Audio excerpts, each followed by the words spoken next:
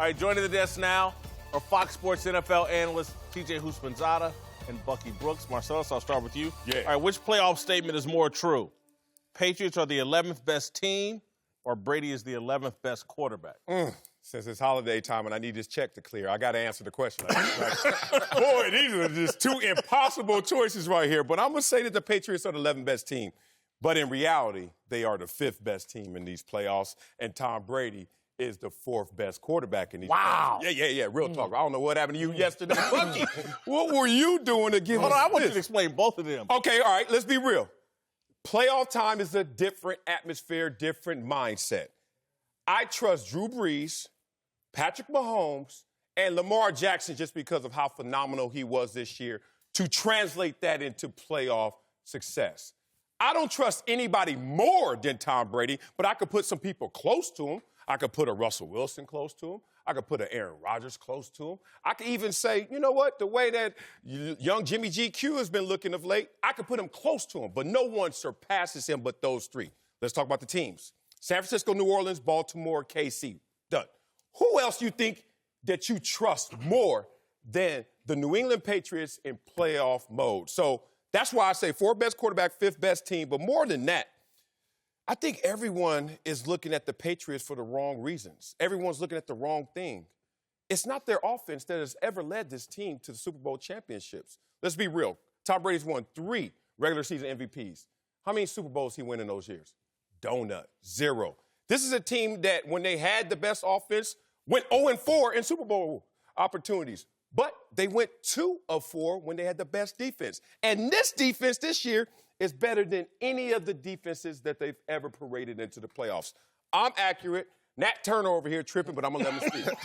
I'm not tripping. I just don't understand why Jason decided to hedge his bet when he said the 11th best quarterback, when it's clear and apparent he is the worst quarterback in the playoffs. And I know you put the graphic up about Josh Allen and his passer rating at 85.3. That's why he's the worst.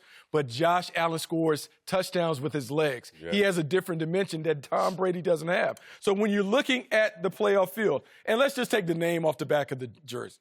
If we just looked at number 12 for the team in blue, he's the worst quarterback in the playoffs. And if you would quit being scared of the boogeyman and just say it, then you'll feel better. Because when you click on the TV on Saturday, he is the worst guy.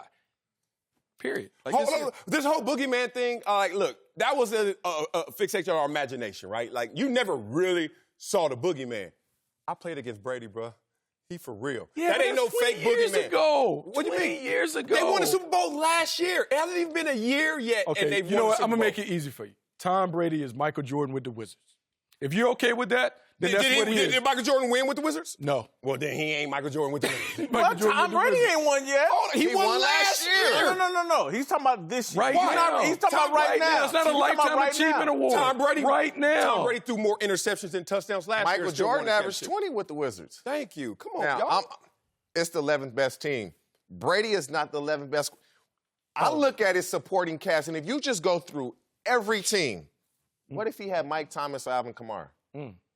What if he had, you give him the Ravens supporting cast? You give him Adam Thielen, Stephon Diggs, Dalvin Cook, Kyle Rudolph, Irvs, he wouldn't be the 11th best quarterback. Say it. He has Julian Edelman to help him and nobody else, really. That's it. Everybody else supporting cast is much better than Brady's. Brady doesn't have that help. The Patriots as a team offensively are bad. Brady's going to take all the blame because that's just what it is. We give him, what Marcellus said is right. If that defense comes through, they're going to be okay. Last year, they won a Super Bowl, was it 13-10? 13-3. And so 13-3. So in spite of him. it's In spite of him. Yeah, In spite of him. He didn't pull him. in spite of his supporting cast, he was able to get it done, but he had Julian Edelman and Gronkowski. This year is just Edelman. His supporting cast is so weak, it makes him look that bad. Stephon Gilmore goes out there and does what he did last year against Brandon Cooks in the Super Bowl. And all those opportunities when he has shut down offenses this year, that's the same old Patriots. Look, I'm going to lean towards 11th best team. I really firmly believe that. Okay. I don't know if I believe Kirk Cousins is better than Tom Brady, but everybody else is. So he's maybe the 10th best quarterback. So Kirk Cousins is better than Josh Allen? Yeah, Kirk Cousins better than Josh Allen and Okay. You might as well throw Tom Brady in there, too. I'm just saying, Brady's number 10 to me. You know, Kirk Cousins and Josh Allen are 11 and 12. Break them however you want. Woo. But the 11th best team is the New England Patriots. And I couldn't in that top 4, did you include the Saints in your top 4? Because yes, San Francisco, New Orleans, Baltimore, KC. That's 5 then. Yeah, the Patriots the 4 are the fifth seeds best team. and no, the Saints are in the wild card round. And so the top 4 seeds, no, you didn't include the No, Green Bay is not better than Okay, gotcha. All right, my bad. You my agree bad. you with me? No, I don't agree, but I hear your point. Green Bay is suspect. They're better than the Patriots this year. Look, they're the 11th best team, and unfortunately, they're not playing Buffalo. They're playing Tennessee. Yeah. That's what's Derrick Henry and these guys are going to break their back. And look, this game will be close for a while, and then the frustration's going to set in. Those receivers are going to continue dropping balls. Tom Brady can see it. He's been talking about it all year. And the inevitable is going to happen. Frustration is going to set in. They're going to start to panic. The Patriots are going to do panic moves. I never thought I'd see the Patriots do what they did last week at the end of the game, where they the laterals and all that. It was embarrassing. It was embarrassing. I never thought I was. Patriots, they know. To try and win. Their big plays in the second half of the season, it's trick plays. When did we see the gadgets? So they know offensively they don't have it. They know that supporting cast isn't there. No, but they know it. It ain't. See, you keep talking about the supporting cast. The reason you're throwing halfback passes and double passes and all that is because your quarterback is not able to make those throws. It's because your receivers can't get open. Your quarterback can't make those throws. And look, the numbers. We talk about completion percentage since week 9, 56.9%, worse than Josh Allen. Lead the league in drops. Yards per attempt, 5.9. That's worse than Duck Hodges. Passer rating, 80.8. Worse than Mitchell Trubisky. Passing touchdowns, tied for 16th with Daniel Jones with 16. Now, at some point, the numbers ain't lying. Okay. I'm not going to argue the numbers right now because I'm going to get into the attributes that we can't measure. Because, look, I have numbers that are better than those as well when you talk about their defense and their rankings. And this is one of the best defenses we've seen of this era by the numbers. But let's talk about the attributes. This is where I think we're really misinformed about the Patriots. People say that they're old. People say that it's a veteran team. But then they say, like Whitlock just said, that they're going to panic in trivial moments. This team that is old, veteran, and just won the Super Bowl is going to panic versus a team that ain't been to the playoffs? And never been in this position where they are overmatched. They are physically overmatched without ground. Look, man, it's like you used to pick fights when your best friends was the biggest dude, blah, blah. You go to the skating rink, and, I ain't afraid of nothing, blah, blah, blah, blah. Let your friend be homesick. And then the Patriots, Rob Gronkowski is at home sick. I don't like skating now. He's at home sick. What? They've never been in this spot. And again, all hats off to Brady, Belichick, and all that they've accomplished. But it's over. They don't have the talent. It's a great ride. Look, and what they're going to tap into this weekend for a moment is potentially, to me, an emotional edge.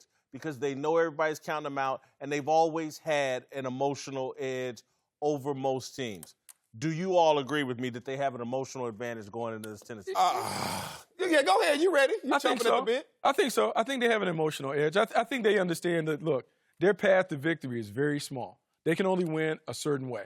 The defense has to carry the weight. The defense has to keep the opponent to under 17. If they do that, they have an opportunity to win. They know that their offense cannot score without the benefit of trick plays and things that happen in special teams. Their quarterback is not playing well. Yeah, emotionally, they have to play at a high level for them to get a win. Emotionally, they do have the advantage. When have we ever seen shots fired at the champs like this?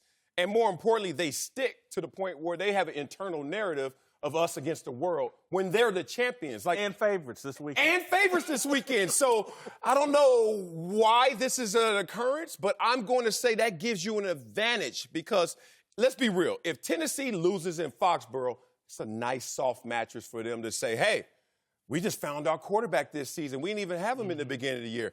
Hey, this is our first step towards playoffs and Super Bowl success because we weren't there last year. There are a lot of anecdotes that you're going to provide for the Titans that you won't for the Patriots, so that is an advantage for them. They have an advantage, and the biggest advantage, they've been down this road. You look at the Tennessee Titans offensively. Their skill guys, Ryan Tannehill, Derrick Henry, A.J. Brown, Corey Davis. They've never played in a playoff game. Thank you. They've never. The New England Patriots, for them, they've been down this road. They traveled this road many a times, and so there's nothing that's going to happen. They're not going to be nervous waking up the day of the game. Oh, man, we got it. They've been down this road so many times that advantage is going to come in. Now, if it's a tight game, you can see Tennessee tightening up. The Patriots, it's par for the course because we've been down this road. This is what we do.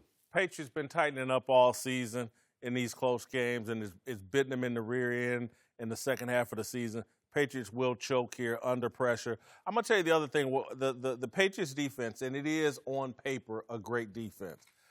And I love Stephon Gilmore, but the great defenses that can carry a team have a killer in the middle of their defense. They got Singletary, they got Ray Lewis in the middle of their defense. Patriots don't have that. They got strength on the edges. You can run the ball on them. You can gash them with Derrick Henry. You put a Ray Lewis or Mike Singletary in the middle of this defense, somebody control Derrick Henry, then you got it. But I think Derrick Henry's going to run. I think Tannehill's going to run.